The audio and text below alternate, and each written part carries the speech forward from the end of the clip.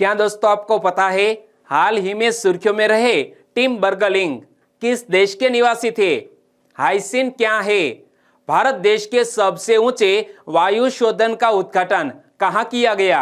ऐसे ही 13 बड़ी खबरों को कवर करते हुए हमने आज का बोले तो 9 सितंबर 2021 का करंट अफेयर का वीडियो तैयार किया है। क्वालिटी की दृष्टि से बेस्ट है यह वीडियो, आप लास्ट तक देखें। लास्ट में मैं आपसे एक क्वेश्चन पूछूंगा जिसका आंसर आपको नीचे कमेंट बॉक्स में देना है। और अभी तक आपने हमारी जीके 2020 चैनल को सब्सक्राइब नहीं किया है तो सब्सक्राइब कीजिए, पास में जो बेल आइकन है उसे भी प्रेस कर दीजिए, क्योंकि आने वाले हर एक वीडियो की अपडेट आपको सबसे पहले मिले। चलिए बिना वक्त गंवाए स्टार्ट करते हैं पहले क्वेश्चन से। सुर्खियों में रहे टिम बर्गलिंग किस देश के निवासी थे? इमेज में आप देख सकते हैं, सुर्खियों में रहे टिम बर्गलिंग स्वीडन देश के निवासी थे, यानी कि इस क्वेश्चन का सही आंसर है स्वीडन। लेकिन टिम बर्गलिंग करंट अफेयर में क्यों आए? तो क्या आपने कल गूगल पर सर्च किया था? एक डूडल आपको नजर आया होगा, यह डूडल आपको नजर आया होगा। किसका डूडल था?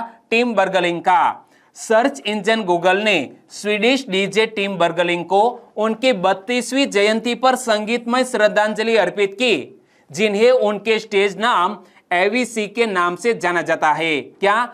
डीजे टिम बर्गलिंग, स्टेज नाम है एवीसी।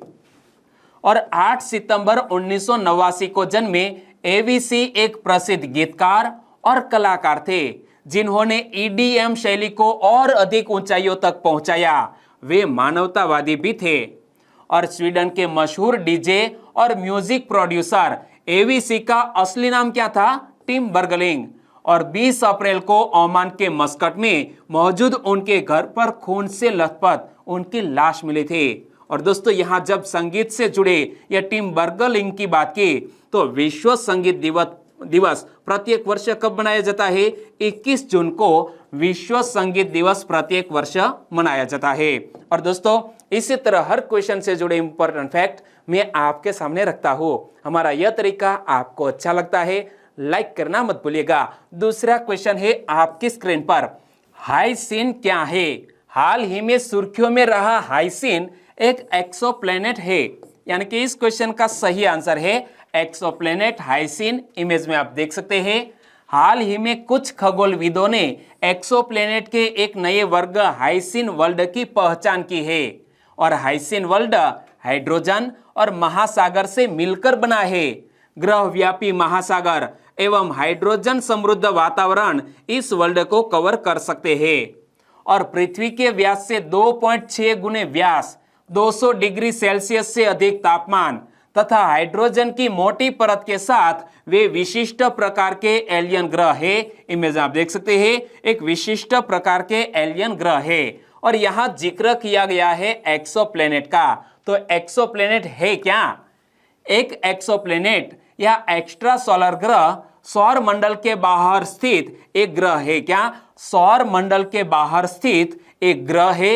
एक्सोप्लैनेट की जानकारी के बारे में पुष्टि पहली बार कब की गई थी? वर्ष 1992 में।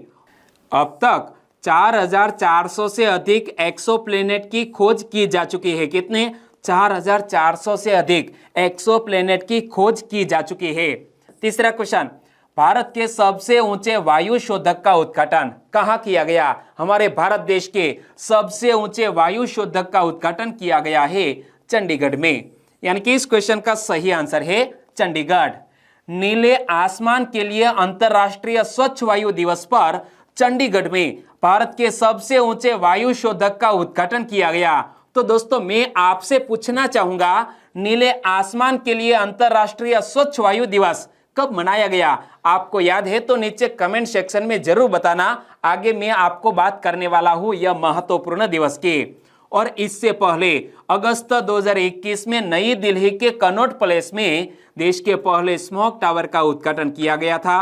और यह बात भी मैंने आपको करंट अफेयर में बताई थी। और यह 24 मीटर ऊंचा आउटडोर वायु शोधन टावर है। कितने? 24 मीटर ऊंचा यह आउटडोर वायु शोधन टावर है और लगभग 1 किलोमीटर के दायरे की वायु को शुद्ध करने में सक्षम है। और यह अपने द्वारा ग्रहण की गई और छोड़ी गई वायु का गुणवत्ता सूचकांक भी दर्शाएगा। और यह विद्युत के माध्यम से कार्य करता है। और दोस्तों, मैंने आपको शुरू में पूछा था नीले आसमान के लिए अंतरराष्ट्रीय स्वच्छ वायु दिवस कब मनाया गया? 7 सितंबर को। संयुक्त राष्ट्र महासभा यानी कि यूनाइटेड नेशंस जनरल असेंबली ने दिसंबर 2019 में एक प्रस्ताव अपनाया जिसके द्वारा 7 सितंबर को नीले आसमान के लिए अंतरराष्ट्रीय स्वच्छ वायु दिवस की घोषणा की गई थी। और दोस्तों, इस साल की थीम क्या रखी गई थी? तो याद रखो, नीले आसमान के लिए अंतरराष्ट्रीय स्वच्छ वायु दिवस 2021 की थीम स्वच्छ वायु स्वस्थ ग्रह, क्या हेल्दी एयर हेल्दी प्लेनेट, यह महत्वपूर्ण दिवस की थीम थी। चौथा क्वेश्चन, मांडा निम्न में से किस पशु की एक नस्ल है? यह सुर्खियों में रही मांडा भैंस पशु की एक नस्ल है, यानी कि इस क्वेश्चन का सही आंसर है भैंस की मांडा नस्ल को इमेज में आप देख सकते हैं। मांडा भैंस को राष्ट्रीय पशु आनुवंशिक संसाधन ब्यूरो, इंग्लिश में बोले तो national bureau of animal genetic resources यानी कि NBAGR द्वारा भारत में पाई जाने वाली भैंसों की 19वीं अनूठी नस्ल के रूप में मान्यता दी गई है। और मांडा भैंस की बात करें तो वो कहां पर निवास करती है? यह पूर्वी घाटों और ओडिशा के कोरापुट क्षेत्र के पठार में पाए जाते हैं मांडा भैंस। और इन छोटी और मजबूत भैंसों का उपयोग उनके मूल निवास स्थानों पर जुताई के लिए किया जाता है। क्या? यह मांडा भैंस का उपयोग दोस्तों मूल निवास स्थानों पर जुताई के लिए किया जाता है। और मांडा भैंस के बारे में मैं आपको आगे बताऊं तो इस नस्ल के भैंसों के शरीर का रंग आमतौर पर धूसर यानी कि ग्रे होता है। इमेज आप देख सकते हैं, ग्रे रंग की यह मांडा भैंस तथा कुछ चांदी के समान सफेद रंग के होते हैं। पांचवा क्वेश्चन, पहली सर्व नागरिक एवं गैर सरकारी स्पेस फ्लाइट कौन लॉन्च करेगा? पहली सर्व नागरिक एवं गैर सरकारी स्पेस फ्लाइट लॉन्च करने जा रहा है एक अमेरिकी दोस्तों निजी अंतरिक्ष एजेंसी स्पेस एक्स, यानी कि इस क्वेश्चन का सही आंसर है स्पेस एक्स। टेक उद्यमी एलोन मस्क ने हाल ही में घोषणा की है कि स्पेस एक्स की पहली सर्व नागरिक एवं गैर सरकारी स्पेस फ्लाइट जल्द ही लॉन्च की जाने वाली है। और इसके तहत क्रू ड्रैगन अंतरिक्ष यान को अमेरिका के फ्लोरिडा में नासा के केनेडी स्पेस सेंटर से लॉन्च किया जाना है। यह 4 लोगों के समूह को 3 दिनों तक के लिए अंतरिक्ष में ले जाएगा। क्या? 4 लोगों के समूह को 3 दिनों तक के लिए अंतरिक्ष में ले जाएगा।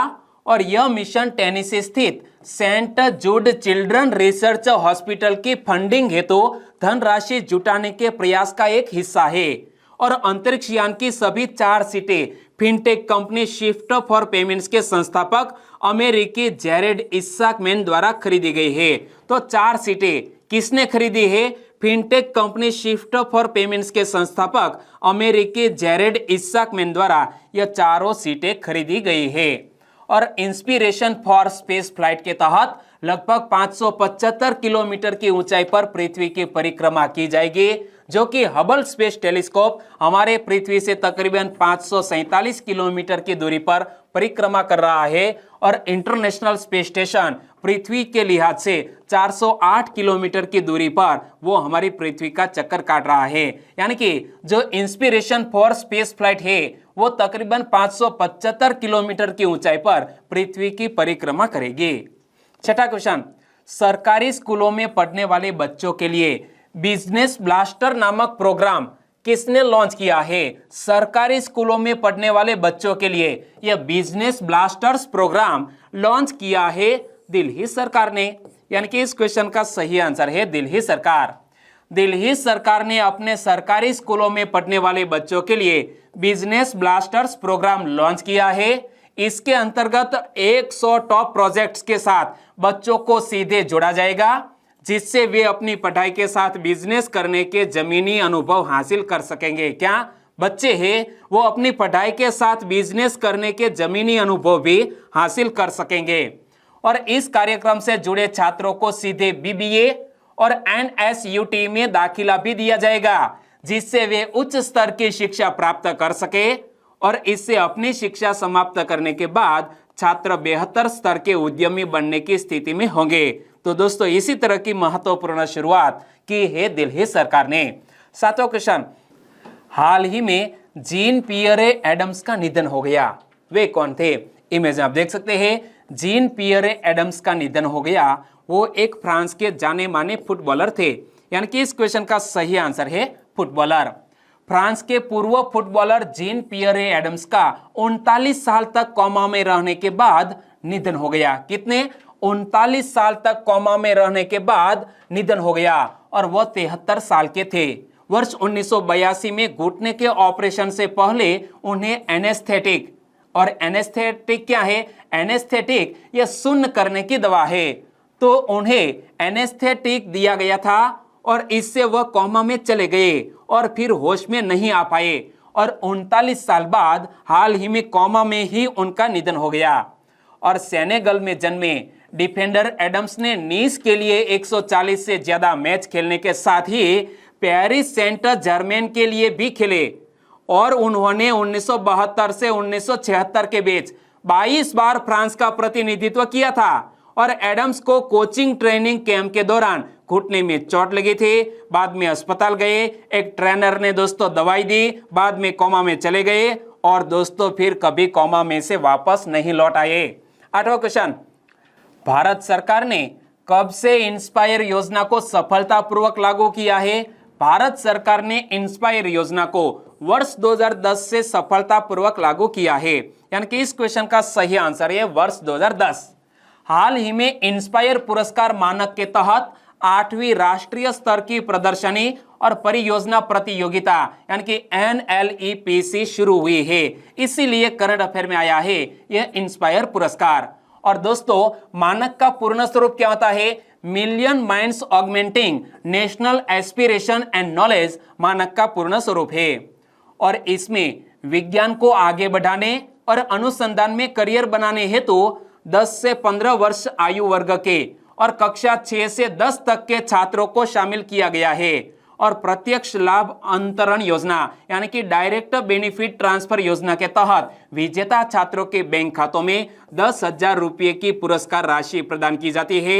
और 10,000 रुपये की पुरस्कार राशि में से दोस्तों जो साइंस के मॉडल है वो बनाए जाते हैं और बाद में एग्जीबिशन में प्रदर्शित किए जाते हैं, यह इंस्पायर योजना के तहत।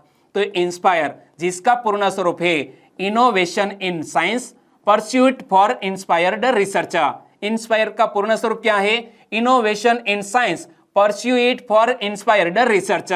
तो इंस्पायर योजना विज्ञान और प्रौद्योगिकी एवं पृथ्वी विज्ञान मंत्रालय के प्रमुख कार्यक्रमों में से एक है और भारत सरकार ने वर्ष 2010 से यह इंस्पायर योजना को सफलतापूर्वक लागू किया है। 9वां question, IUCN world conservation congress 2020 कहां आयोजित किया जाएगा? IUCN वर्ल्ड कंजर्वेशन कांग्रेस 2020 आयोजित किया जाएगा दोस्तों फ्रांस देश में। यानी कि इस क्वेश्चन का सही आंसर है फ्रांस। दुनिया का सबसे बड़ा और सबसे समावेशी पर्यावरण निर्णयन forum IUCN world conservation congress 2020 फ्रांस के मार्सिले में आयोजित किया जा रहा है। कहां पर? फ्रांस के मार्सिले में आयोजित किया जा रहा है। और इस फोरम को जून 2020 में सितंबर 2021 तक के लिए स्थगित कर दिया गया था कोविड-19 के कारण।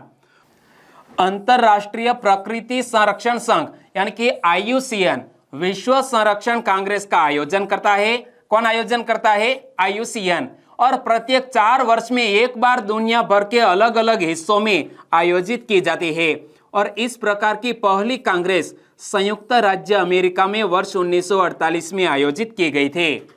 और अंतरराष्ट्रीय प्रकृति संरक्षण संघ की बात आई तो उनके बारे में भी आपको पता होना चाहिए कि अंतरराष्ट्रीय प्रकृति संरक्षण संघ यानी कि IUCN सरकारों तथा नागरिकों दोनों से मिलकर बना एक विशिष्ट सदस्यता संघ है। और यह दुनिया की प्राकृतिक स्थिति को संरक्षित रखने के लिए एक वैश्विक प्राधिकरण है जिसकी स्थापना कब हुई? वर्ष 1948 में की गई थी। और IUCN का हेडक्वार्टर कहां पर स्थित है? स्विट्जरलैंड देश में स्थित है। 10वां क्वेश्चन, हाल ही में DNA साक्ष्य पूर्वावलोकन द्वारा किसकी एक नई टोपी खोजी गई है? DNA साक्ष्य पूर्वावलोकन द्वारा हाल ही में नेपोलियन बोनापार्ट की टोपी खोजी गई। यानी कि इस क्वेश्चन का सही आंसर है नेपोलियन बोनापार्ट की टोपी। इमेज में आप देख सकते हैं। हाल ही में डीएनए साक्ष्य पूर्वावलोकन द्वारा खोजी गई एक नई टोपी जो यह प्रमाणित करती है कि यह नेपोलियन बोनापार्ट की टोपी थी और इस टोपी को हांगकांग के एक नीलामी घर में प्रदर्शित किया गया है। और यहाँ हमने जिक्र किया नेपोलियन बोनापार्ट का, तो आपने कहीं हिस्ट्री में पढ़ा होगा कि नेपोलियन बोनापार्ट का जन्म 15 अगस्त 1769 को कोर्सिका की राजधानी अजाशियो में हुआ था। तो यह कोर्सिका क्या है? भूमध्य सागर में स्थित एक द्वीप है और कोर्सिका की राजधानी का नाम है अजाशियो, जहां पर नेपोलियन का जन्म, और नेपोलियन को नेपोलियन प्रथम के नाम से भी जाना जाता है। और एक फ्रांसीसी सैन्य प्रमुख और सम्राट नेपोलियन ने 19वीं शताब्दी की शुरुआत में यूरोप के अधिकांश हिस्सों पर विजय प्राप्त की थी और वर्ष 1804 में इसने स्वयं को सम्राट घोषित किया और 5 मई 1821 को सेंट हेलेना द्वीप पर उसका निधन हो गया। कहां पर? 5 मई 1821 को सेंट हेलेना द्वीप पर नेपोलियन बोनापार्ट का निधन हो गया। 11वां क्वेश्चन, डूरंड कप का 130वां संस्करण कहां शुरू हुआ? डूरंड कप का 130वां संस्करण शुरू हुआ है पश्चिम बंगाल की कैपिटल कोलकाता में, यानी कि इस क्वेश्चन का सही आंसर है कोलकाता। डूरंड कप का 130वां संस्करण कोलकाता के विवेकानंद युवा भारती क्रीरंगम में शुरू हुआ। पश्चिम बंगाल की मुख्यमंत्री ममता बनर्जी ने गेंद को किक कर इस टूर्नामेंट का उद्घाटन किया। उद्घाटन किसने किया है? पश्चिम बंगाल की मुख्यमंत्री ममता बनर्जी ने यह फुटबॉल को किक कर इस टूर्नामेंट का उद्घाटन किया। और एशिया के सबसे पुराने क्लब फुटबॉल टूर्नामेंट के इस संस्करण में 16 टीमें खेल रही है। कितनी? 16 टीमें खेल रही है, जबकि 2 क्लब ईस्ट बंगाल और मोहन बागान भाग नहीं ले रहे हैं। और फाइनल मुकाबला कब होगा? 3 अक्टूबर को फाइनल मुकाबला होगा। 12वां क्वेश्चन, अंग्रेजों से 1824 में वीरता से संघर्ष करने वाली कित्तूर की महारानी कौन थी? दोस्तों यूं तो यह हिस्ट्री का क्वेश्चन है, लेकिन करंट अफेयर में क्यों आया वो मैंने आपको बताया था कि आकाशवाणी के द्वारा दोस्तों सप्ताह में 2 क्वेश्चन यह हिस्ट्री या तो हमारे स्वतंत्रता संग्राम से जुड़े हुए पूछे जाते हैं। कब? सोमवार और मंगलवार के मॉर्निंग न्यूज में। तो यह मंगलवार का क्वेश्चन था, अंग्रेजों से 1824 में वीरता से संघर्ष करने वाली कित्तूर की महारानी रानी चेन्नम्मा थी, यानी कि इस क्वेश्चन का सही आंसर है रानी चेन्नम्मा। इमेज में आप देख सकते हैं रानी चेन्नम्मा का शासनकाल है 1778 से लेकर 1829 तक, और रानी चेन्नम्मा भारत के कर्नाटक के कित्तूर राज्य की रानी थी।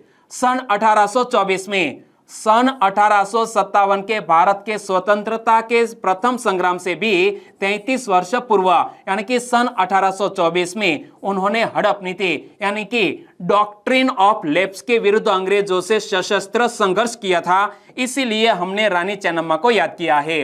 13वां और last question, back to the roots किताब का अनावरण किसने किया? पहले तो इस किताब की फ्रंट पेज को देखिए, क्या नाम है? Back to the roots. और इस किताब का अनावरण किया है हाल ही में तमन्ना भाटिया ने, यानी कि इस क्वेश्चन का सही आंसर है तमन्ना भाटिया। अभिनेत्री तमन्ना भाटिया ने अपनी किताब back to the roots launch की। उन्होंने celebrity lifestyle coach Luke Coutinho के साथ पुस्तक का सह लेखन किया है। क्या? तमन्ना भाटिया ने celebrity lifestyle coach Luke Coutinho के साथ इस पुस्तक का सह लेखन किया है और पुस्तक गहन शोध पर आधारित है और भारत के स्वास्थ्य और कल्याण के प्राचीन रहस्यों का उल्लेख करती है। बैक टू द रूट्स के सभी अध्याय आजमाए हुए रहस्यों से परिपूर्ण है जिन्होंने इस देश की पीढ़ियों की सेवा की है। तो दोस्तों नाम मत भूलिएगा, बैक टू द रूट्स किसके साथ दोस्तों नाम जुड़ा है? तमन्ना भाटिया और ल्यूक कॉटिन्हो। चलिए अब बात करते हैं लास्ट वीडियो के क्वेश्चन की। लास्ट वीडियो में मैंने आपसे क्वेश्चन पूछा था, स्टैंप एग्जीबिशन फिला निप्पॉन 2021 कहां आयोजित किए गए? यह स्टैंप एग्जीबिशन फिला निप्पॉन 2021 आयोजित किए गए हैं जापान देश में, यानी कि इस क्वेश्चन का सही आंसर था जापान। लगभग सभी दोस्तों ने बिल्कुल सही जिक्र किया है। इनमें से कुछ फ्रेंड के नाम लेना चाहूंगा, तो वो है कृष्णा पटेल, HR हंसा, भारती जी, कुंवरिया प्रियंका, संजय रंगपरा, प्रदीप हर्षालिया, HK आहेर और भौमिक त्रिवेदी। इन सभी दोस्तों ने बिल्कुल सही आंसर दिया है जापान देश। तो निशांत शाह, रसीला डामोर, विहान ठाकुर, गोपाल चुडासमा, अवनी यादव, सुरेश राठौड़, मिस्त्री रिद्धि, अंकुर वालन। इन सभी दोस्तों का आंसर भी बिल्कुल सही। हमारे और भी सब्सक्राइबर फ्रेंड है, वो है कमलेश डोडिया, अमित जांगीड़, उत्सव मोदी, मनीषा सरवैया, रेखा नीनामा, चेतन ठाकुर, प्रहलाद फतेहपुरा, मनहर डामोर। सभी दोस्तों को बहुत बहुत धन्यवाद। और आज के वीडियो का क्वेश्चन ये रहा स्क्रीन पर। सबसे तेज 100 टेस्ट विकेट लेने वाले भारतीय गेंदबाज कौन बने? क्या सबसे तेज 100 टेस्ट विकेट लेने वाले भारतीय गेंदबाज कौन बने? 4 ऑप्शन आपकी स्क्रीन पर है। सही ऑप्शन चुनिए और आंसर दीजिए नीचे कमेंट बॉक्स में। और वीडियो वाकई में आपको अच्छा लगा है, हेल्पफुल लगा है, तो आपके दोस्तों को फेसबुक, व्हाट्सएप या टेलीग्राम के जरिए इस वीडियो की लिंक शेयर करना मत भूलिएगा। बस छोटी सी उम्मीद के साथ वीडियो खत्म करते हैं, फिर मिलेंगे नए करंट अफेयर वीडियो के साथ। तब तक के लिए टेक केयर एंड जय हिंद।